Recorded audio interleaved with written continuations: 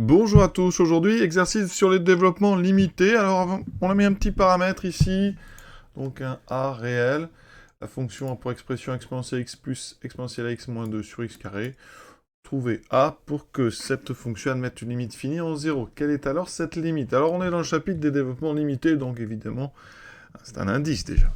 Alors on pourrait avoir l'idée d'utiliser des équivalents, mais on sait que les équivalents, ça ne s'ajoute pas très bien et ça ne se soustrait pas très bien, ou alors sous certaines conditions, donc on évite, on va procéder par des développements limités.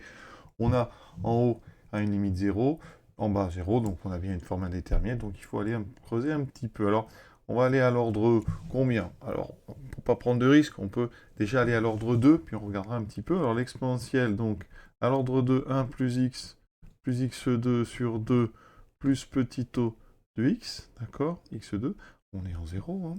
Exponentielle à x, donc 1, plus ax au carré, donc a2 x2 sur 2, plus un petit o de x2. Donc maintenant, en haut, qu'est-ce qu'on a? Exponentielle x, plus exponentielle à x, et donc moins 2, on va mettre tout de suite le moins 2.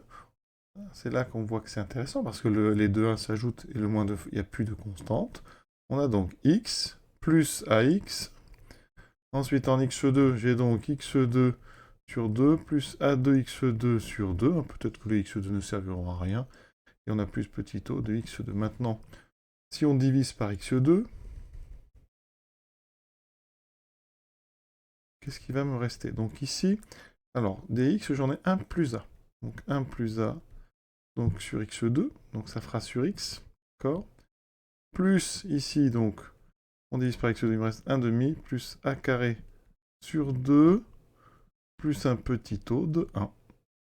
Petit o de 1, c'est tout simplement quelque chose qui tend vers 0 quand x tend vers 0.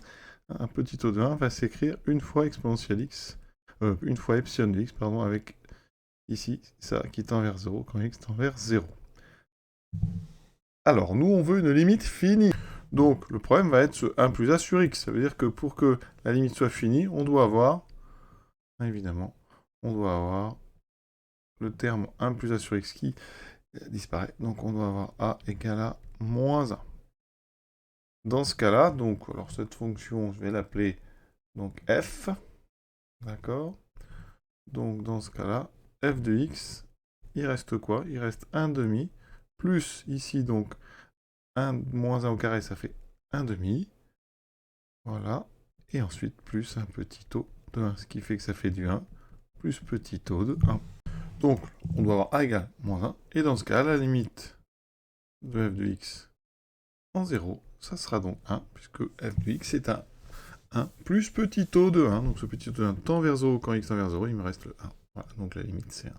Exercice terminé. C'était rapide, mais c'est petit exercice avec des paramètres. C'est toujours un petit peu différent de juste trouver un développement limité. Voilà.